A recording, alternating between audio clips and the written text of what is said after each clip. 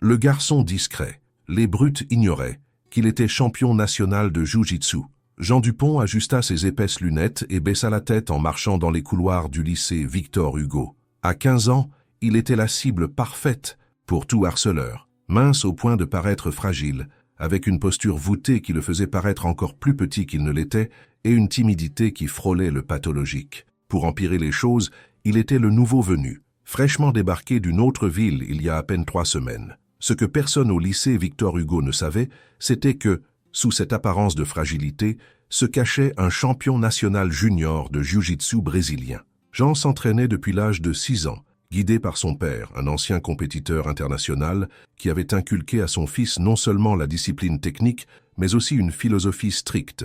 Les arts martiaux étaient pour la défense, jamais pour intimider ou chercher la confrontation. « Et toi, le maigrichon ?» La voix de Pierre Martin résonna dans le couloir. « Où crois-tu aller ?» Pierre, 17 ans, était la brute typique du lycée, corpulent, avec les cheveux rasés sur les côtés et une présence qui intimidait autant les élèves que certains professeurs. À ses côtés, comme toujours, se trouvaient ses 2 acolytes, Luc Bernard, presque aussi grand que Pierre mais avec moins d'initiative, et Théo Dubois, mince mais avec un regard qui distillait la malice. Jean ne répondit pas. Il continua à marcher, serrant les livres contre sa poitrine tout en sentant son pouls s'accélérer, non pas par peur, mais par l'effort de contenir ses instincts. « Je te parle, imbécile !» insista Pierre, bloquant le passage de Jean avec un mouvement rapide. Les autres élèves qui passaient dans le couloir détournèrent le regard ou s'éloignaient discrètement. Personne ne voulait être le prochain sur la liste de Pierre. « Je veux juste aller en cours », murmura Jean, essayant de contourner Pierre. Une main forte le poussa contre les casiers. Le coup résonna, mais Jean ne broncha presque pas. Des années à recevoir des projections sur des tatamis avaient endurci son corps plus que sa silhouette ne le laissait entrevoir. « Quand je te parle, tu me regardes dans les yeux », ordonna Pierre. « Ou est-ce qu'en plus d'être maigre, tu es bête ?» Les rires de Luc et Théo accompagnèrent à la moquerie. Certains élèves observèrent du coin de l'œil, d'autres faisaient semblant de ne pas se rendre compte de ce qui se passait. Jean leva le regard. Ses yeux, amplifiés par les épaisses lunettes, ne montrèrent pas de peur. Cela déconcerta momentanément. « Pierre, s'il te plaît, laisse-moi passer », dit Jean avec un calme qui irrita encore plus son harceleur. « Vous avez entendu ça ? S'il te plaît. » Pierre imita sa voix, la rendant aiguë et tremblante, bien que celle de Jean ait été parfaitement ferme. On dirait une fillette. Jean prit une profonde inspiration. Il se souvint des paroles de son père. Le véritable art est de savoir quand ne pas lutter. Il esquiva Pierre et continua son chemin. « Ce n'est pas fini, maigrichon !» entendit-il derrière lui. « On commence à peine à se connaître. » Pendant les semaines suivantes, la vie de Jean au lycée se transforma en un constant état d'alerte. À la cantine, Pierre et ses amis accidentellement renversèrent de la nourriture sur lui. En éducation physique, il était le dernier à être choisi pour les équipes et le premier à recevoir des ballons perdus. Dans les toilettes, il le coinçait pour lui prendre son argent ou simplement pour le pousser contre les murs. Le professeur d'histoire, M. Dubois, semblait être le seul à remarquer quelque chose, mais il se contentait de secouer la tête avec résignation, comme si cela faisait partie inévitable de la vie scolaire. La plupart des autres élèves maintenaient une neutralité lâche, craignant de devenir la prochaine cible s'ils montraient de la sympathie envers Jean. Seule Sophie Moreau, une fille de sa classe de sciences, lui adressait des regards compréhensifs et s'asseyait parfois avec lui pendant le déjeuner, bien qu'ils échangeaient à peine des mots. À la maison, Jean maintenait ses entraînements quotidiens. 2 heures chaque après-midi, dans le petit dojo que son père avait aménagé dans le garage. Là, entre projections, clés et étranglements, il trouvait la paix que le lycée lui refusait. Son père remarquait sa tension, mais Jean insistait sur le fait que tout allait bien. « Tu sais que tu peux tout me raconter, n'est-ce pas ?» lui dit-il un soir pendant qu'il pratiquait des techniques de contrôle au sol. « Je sais, papa », répondit Jean, exécutant un parfait balayage pour inverser les positions. « Je suis juste en train de m'adapter. » L'incident qui marqua un avant et un après se produisit un jeudi après-midi. Jean était dans la cour arrière du lycée, une zone un peu à l'écart, où il avait l'habitude de s'asseoir pour lire pendant les pauses. Pierre et ses amis apparurent soudainement, l'encerclant. « Regardez qui est là, le rat de bibliothèque !» s'exclama Pierre, lui arrachant le livre des mains. « Qu'est-ce que tu lis ?»« Des contes de princesse. » C'était un livre sur l'histoire du jiu-jitsu. L'ironie n'échappa pas à Jean, qui tendit simplement la main. « Rends-le-moi, s'il te plaît. »« Ou quoi ?» défia Pierre, feuilletant le livre avec mépris avant de le jeter au sol et de le piétiner. Jean sentit une pointe de colère. Ce livre était un cadeau de son grand-père. Il se leva lentement, contrôlant sa respiration comme on lui avait appris. « Rends-le-moi, et on en reste là. » Les trois harceleurs éclatèrent de rire. « Vous avez entendu ça, Luc ?» Le maigrichon. « Crois qu'il peut nous donner des ordres, » dit Pierre, poussant Jean avec force. Cette fois, Jean ne recula pas. Il resta ferme, ce qui provoqua un éclair de surprise dans les yeux de Pierre. « On dirait que le chaton sort les griffes, » intervint Théo, s'approchant menaçant. Ce qui suivit fut rapide et humiliant. Ah, trois, ils l'encerclèrent, le poussèrent entre eux comme si c'était un ballon et finirent par le jeter au sol. Pierre s'assit sur sa poitrine, l'immobilisant, tandis que Luc et Théo lui tenèrent les bras. « On va mettre les choses au clair, insecte, » siffla Pierre, approchant son visage de celui de Jean. « Dans ce lycée, tu n'es personne. Tu comprends? Personne. » Jean aurait pu les renverser tous les trois en quelques secondes. Un simple pont pour déstabiliser Pierre, une clé de poignet pour se libérer de Luc, un balayage pour neutraliser Théo. Il visualisa tout dans sa tête, comme une séquence de mouvements parfaitement chorégraphiée. Mais il se retint. Au lieu de lutter, il regarda directement dans les yeux de Pierre et dit « Un jour, tu vas le regretter. Ce n'était pas une menace. C'était une certitude tranquille qui déconcerta momentanément Pierre. Tu me menaces. Imbécile !» Pierre lui donna une gifle qui fit voler les lunettes de Jean. À ce moment-là, Jean prit une décision. C'en était assez. Il ne supporterait pas un abus de plus. La prochaine fois, il répondrait. Non pas pour se venger, mais pour établir une limite qui n'aurait jamais dû être franchie. Ce soir-là, pendant le dîner, son père remarqua les égratignures sur son visage et les lunettes cassées. « Jean, qu'est-ce qui s'est passé ?» demanda-t-il avec un mélange d'inquiétude et de suspicion. Pour la première fois depuis le début des problèmes, Jean se confia. Il raconta tout sur Pierre et ses amis, sur les semaines de harcèlement constant, sur comment il avait contenu ses capacités par peur de faire du mal, par respect des principes qu'on lui avait inculqués. Son père écouta en silence, son expression devenant plus sérieuse à chaque détail. « Fils, dit-il finalement, je t'ai appris que les arts martiaux sont pour te protéger, pas pour chercher la bagarre, mais je t'ai aussi appris le respect et la dignité. Personne n'a le droit de te traiter ainsi. » Alors, Jean laissa la question en suspens. « Je ne te dis pas de te battre, » clarifia son père. « Je te dis de te défendre. Il y a une différence. Utilise juste ce qu'il faut pour qu'ils comprennent que tu n'es pas une victime facile. Rien de plus. » Jean acquiesça, ressentant un étrange mélange de soulagement et de détermination. Il pourrait enfin mettre fin à cette situation, à ses propres conditions. Les jours suivants, quelque chose changea dans la façon dont Jean se déplaçait dans le lycée. Il ne marchait plus voûté ni n'évitait les regards. Il se tenait droit avec une confiance tranquille qui ne passa pas inaperçue. Sophie, la fille qui s'asseyait parfois avec lui au déjeuner, fut la première à le remarquer. « Tu es différent ?» observa-t-elle pendant qu'ils partageaient une table à la cantine. Plus présent.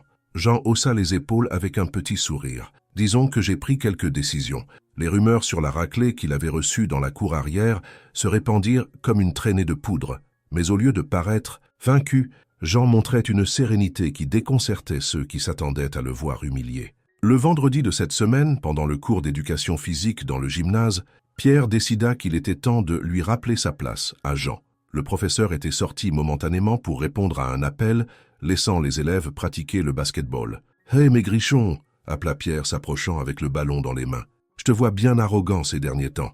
Tu crois que parce qu'on t'a frappé une fois, tu as déjà payé ta dette ?» Jean, qui était assis dans les gradins, se leva lentement. « Je ne veux pas de problème, Pierre, » dit-il d'une voix claire suffisamment forte pour que tout le monde l'entende. « Laisse-moi tranquille. » La cantine entière sembla retenir son souffle. Personne ne parlait ainsi à Pierre Martin. « Vous avez entendu ça ?» Pierre regarda autour de lui, cherchant l'approbation de son public. Le cafard veut qu'on le laisse tranquille. Luc et Théo s'étaient déjà positionnés stratégiquement, bloquant toute route de fuite. « Tu devrais l'écouter » intervint Sophie depuis un côté, surprenant tout le monde, y compris elle-même. « Toi, tais-toi » lança Pierre sans la regarder, entièrement concentré sur Jean. « On va voir si après aujourd'hui tu es toujours aussi courageux, insecte. » Pierre lança le ballon avec force directement au visage de Jean. Ce qui se produisit ensuite laissa tout le monde bouche bée. Avec un mouvement fluide qui paraissait presque désinvolte, Jean esquiva le ballon qui passa en frôlant sa joue. Mais ce n'était pas seulement l'esquive qui impressionna tout le monde. C'était la façon dont il se déplaçait, avec la précision et l'économie de mouvement de quelqu'un qui s'est entraîné pendant des années. Pierre cligna des yeux, momentanément confus. Puis, furieux d'avoir échoué, il se jeta sur Jean, les poings prêts. « Je vais t'apprendre à me respecter, nain. » Ce qui suivit fut si rapide que beaucoup purent à peine traiter ce qu'ils voyaient. Quand Pierre lança le premier coup de poing, Jean n'était déjà plus là où il aurait dû être. Avec un léger pas de côté, il laissa le poing de Pierre passer à côté. Dans le même mouvement, il attrapa le poignet tendu de la brute et, utilisant l'élan propre de Pierre, le projeta proprement par-dessus son épaule. Pierre, avec ses presque 90 kilos, vola dans les airs comme si c'était une feuille de papier avant d'atterrir lourdement sur son dos. L'impact le laissa sans air, mais il n'eut pas le temps de récupérer. En un instant, Jean était sur lui, le contrôlant avec une clé de bras qu'il mena à la limite, sans arriver à le blesser. « Lâche-moi, fils de... » commença Pierre, mais il s'interrompit avec un cri de douleur quand Jean appliqua un peu plus de pression. « Écoute-moi bien, » dit Jean, avec un calme qui contrastait avec la situation. « Je ne suis pas ta victime, je ne suis la victime. De personne. Ça se termine aujourd'hui. » Luc et Théo, atterrés, firent un pas en avant pour aider leur chef, mais Jean les arrêta avec un regard. « Si vous intervenez, je lui casse le bras, » avertit-il. Et croyez-moi, je sais exactement comment faire. Quelque chose dans son ton, dans la précision technique avec laquelle il maintenait Pierre immobilisé, leur dit qu'il ne bluffait pas. Le gymnase entier était dans un silence absolu. Personne ne bougeait, personne ne parlait. On n'entendait que la respiration agitée de Pierre et les gémissements occasionnels quand il essayait de se libérer, sans succès. « Tu comprends ce que je te dis ?» insista Jean. « Ça se termine. Aujourd'hui. »« Oui, lâche-moi, bordel !» céda finalement Pierre, son visage rougi par l'humiliation autant que par l'effort. Jean le libéra lentement, reculant avec prudence, prêt à répondre si Pierre tentait une ruse. Mais la brute se contenta de se lever, se frottant l'épaule, avec une grimace de douleur et d'incrédulité. « Qu'est-ce que tu es, au juste ?» murmura-t-il, regardant Jean comme s'il le voyait pour la première fois. « Je suis le garçon que tu harcèles depuis des semaines, » répondit Jean, ajustant ses lunettes. « Et je suis aussi ceinture noire de jiu-jitsu, champion national. 3 années consécutives, au fait. » Un murmure parcourut le gymnase. Soudain, tout s'emboîtait. Le calme avec lequel Jean avait supporté le harcèlement, sa façon de se déplacer, sa résistance physique qui semblait contredire son apparence mince. À ce moment-là, le professeur d'éducation physique revint, regardant confus la scène devant lui. Pierre Martin, la terreur du lycée, se frottant l'épaule avec une expression défaite. Jean Dupont, le garçon nouveau et timide, debout au centre du gymnase, avec une posture qui distillait la confiance, et le reste des élèves dans un silence absolu, presque révérencieux. « Qu'est-ce qui se passe ici ?» demanda le professeur. Personne ne répondit immédiatement. Puis, à la surprise de tous, ce fut Luc qui parla. « Rien, monsieur. On était juste en train de mieux connaître Jean. » Le professeur regarda alternativement Jean et Pierre, devinant qu'il avait manqué quelque chose d'important. Finalement, il décida de ne pas insister. « Bien, retournez à la pratique. Martin, si ton épaule te fait mal, va à l'infirmerie. » Pierre secoua la tête, trop fier pour admettre qu'il avait besoin de soins médicaux. Au lieu de cela, il s'éloigna vers les vestiaires, suivi par Théo. Luc, cependant, resta un moment de plus, regardant Jean avec un mélange de respect et de curiosité avant de suivre ses amis. Le reste de la journée se déroula dans un étrange état de limbe. Les élèves qui avaient été témoins de l'incident dans le gymnase ne pouvaient pas s'empêcher d'en parler. Mais quand Jean passait près, les conversations s'arrêtaient. Il n'était plus le garçon invisible. Maintenant, tout le monde le regardait. Certains avec étonnement, d'autres avec respect, certains même avec une nouvelle forme de crainte. Mais plus personne ne le regardait avec pitié ou mépris. Sophie le rattrapa alors qu'il sortait du lycée cet après-midi-là. « C'était incroyable, » dit-elle, marchant à ses côtés. « Pourquoi tu n'as rien dit? Pourquoi tu as laissé qu'il te traite comme ça pendant des semaines ?» Jean haussa les épaules. « Mon père dit toujours que les arts martiaux sont pour ceux à défendre, pas pour intimider. Je ne voulais pas utiliser ce que je sais contre eux, mais au final tu l'as fait. Non, au final je me suis défendu. Il y a une différence. » Sophie acquiesça, comprenant. Ils marchèrent en silence pendant un moment jusqu'à ce qu'elle demande « Tu crois qu'ils vont te laisser tranquille maintenant ?»« J'espère, » répondit Jean. « Je ne cherche pas les problèmes. Je ne les ai jamais cherchés. » Le lundi suivant, l'ambiance au lycée avait radicalement changé. Quand Jean entra, il remarqua les regards, les murmures, mais il n'était plus hostile. Certains garçons le saluaient, même d'un signe de tête, reconnaissant sa présence d'une manière qu'il n'avait jamais faite auparavant. À la cantine, à sa surprise, Luc s'approcha de sa table. Jean se tendit instinctivement, mais l'autre garçon leva les mains en signe de paix. « Je peux m'asseoir » demanda-t-il avec une insécurité impropre à lui. Jean acquiesça, prudent. « Pierre ne viendra pas aujourd'hui » informa Luc, s'asseyant en face de lui. Son épaule est pire qu'il n'y paraissait. Et son orgueil, bon, je n'avais pas l'intention de le blesser. clarifia Jean.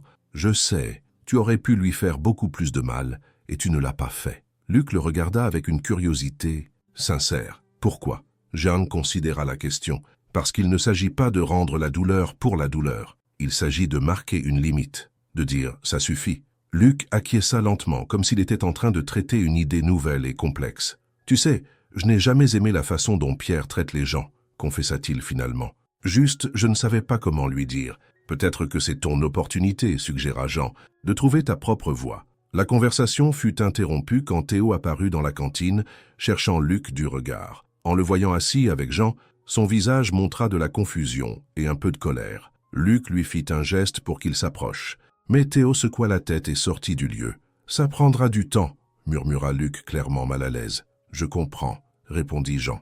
Pendant les semaines suivantes, la vie au lycée trouva un nouvel équilibre. Pierre revint éventuellement, mais quelque chose de fondamental avait changé dans son attitude. Il évitait Jean dans les couloirs, et bien qu'il le regardât parfois avec rancune, il n'essaya jamais de prendre des représailles. C'était comme si, pour la première fois de sa vie, il avait trouvé quelqu'un qu'il ne pouvait pas intimider, et cela avait ébranlé les fondations de son identité. Luc, d'un autre côté, commença à se distancier du groupe de harceleurs. Il échangeait parfois des mots avec Jean entre les cours, et il s'assit même avec lui et Sophie pendant le déjeuner à quelques occasions. Théo resta loyal à Pierre, mais sans la même agressivité qu'avant. Le changement le plus significatif, cependant, se produisit dans le reste du lycée. D'une certaine manière, l'incident du gymnase avait brisé un sort collectif. D'autres élèves qui avaient également subi du harcèlement commencèrent à parler, à se défendre. Non pas avec violence, mais avec une nouvelle confiance, comme si l'exemple de Jean leur avait montré qu'il était possible d'établir des limites sans devenir ce qu'ils craignaient. Un mois après l'incident, M. Dubois, le professeur d'histoire, arrêta Jean à la fin du cours. « J'ai remarqué le changement, dit-il simplement. En toi, en Martin, dans toute la classe. » Jean ne sut pas quoi répondre. « Je ne justifie pas la violence, » continua le professeur, « mais je comprends la nécessité de se défendre. Ce qui me réjouit, c'est de voir que tu n'as pas laissé cela te changer. Tu restes le même garçon attentionné seulement maintenant. Les autres peuvent le voir aussi. » Jean fut surpris par cette reconnaissance inattendue. « Merci, monsieur. »« Non, Jean, merci à toi. Parfois, il faut que quelqu'un se lève, non seulement pour lui-même, mais pour tous les autres. » Monsieur Dubois sourit légèrement. « Bien que, si je peux te donner un conseil, la prochaine fois, essaie de résoudre les choses sans projeter personne dans les airs. Il y a des méthodes moins spectaculaires. » Jean ne put s'empêcher de sourire. J'en tiendrai compte. Un après-midi, pendant que Jean pratiquait dans le dojo de sa maison, son père lui demanda comment allaient les choses au lycée. « Mieux », répondit Jean, exécutant une série de mouvements avec précision. « Beaucoup mieux. »« Et les garçons qui t'embêtaient, Jean ?» S'arrêta réfléchissant. Pierre m'évite. « Luc, je crois qu'il essaie de changer. Et le reste est simplement passé à autre chose. » Son père acquiesça, satisfait. « Tu sais quelle est la vraie victoire ici ?» demanda-t-il. Jean le regarda interrogateur. « Que tu t'es défendu sans perdre de vue qui tu es. Tu as utilisé ta force pour établir une limite, pas pour dominer les autres. C'est l'essence du véritable art martial. » Jean pensa aux dernières semaines, à comment la dynamique du lycée avait changé, à comment certains élèves le cherchaient maintenant pour lui demander conseil, ou simplement pour être près de quelqu'un qui transmettait une sécurité tranquille. Il pensa à Sophie, qui était maintenant une amie de vérité, pas seulement quelqu'un qui lui offrait de la compagnie par pitié. Il pensa même à Pierre, et se demanda si l'incident aurait initié un processus de réflexion chez lui. « Je crois que je comprends », dit-il finalement. Ce soir-là, pendant qu'il terminait ses devoirs, Jean reçut un message texte d'un numéro inconnu. « Merci de ne pas m'avoir cassé le bras, et de ne pas avoir raconté ce qui s'est réellement passé. Je t'en dois une. P. »